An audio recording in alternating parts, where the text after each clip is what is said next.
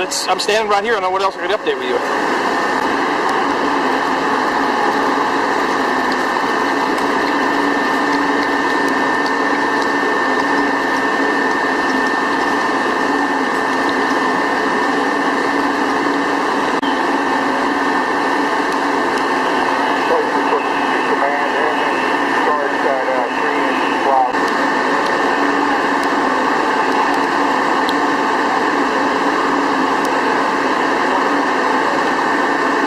Go ahead.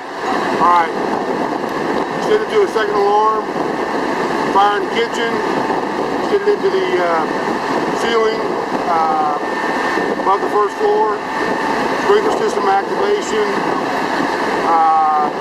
Fire is controlled at this time. Checking for extension. 2 minor injuries. 1 heat exhaustion and 1 sprain ankle.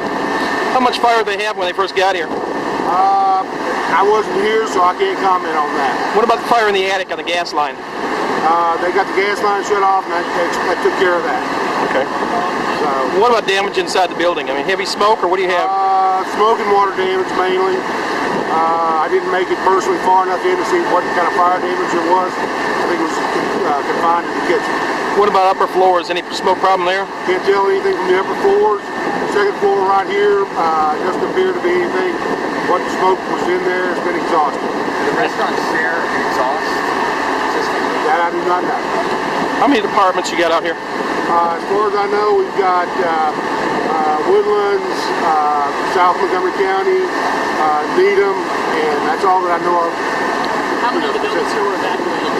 All I know at this time is this particular building here was evacuated.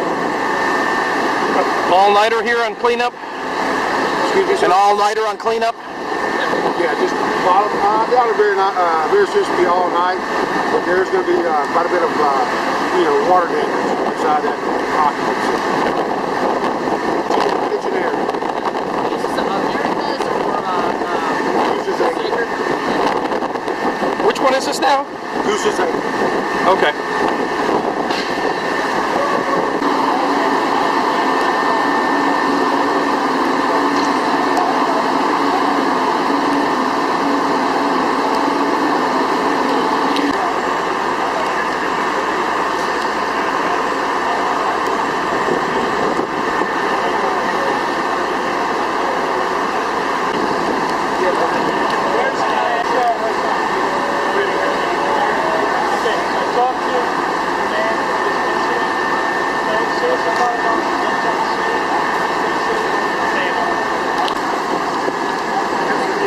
I don't know. Now this looks pretty good. What is your name? Fred Espinosa. Spell your last name, Fred. E-S-P-I-N-O-C-A. Tell me about this restaurant, America's, and how long you've had it. Or that you've been involved with it. I'm sorry. Well, the company is 23 years old. America's here has been open since 2008 here on the waterway. We're a Latin cuisine, and we're hoping that we can continue serving Latin cuisine. How devastating is a fire like this just for the holidays? Imagine, we've got 65 people depending on this business, so obviously it's not the best gift for right before the holidays. Now you got several other restaurants around Houston also? Yes, we do. Okay. 6 more plus a catering company. Yeah. So what do you think it's going to take to get this one going again now? I have no idea right now because we haven't been able to get what's really going on inside. We're waiting for the fire marshal to tell us. All right.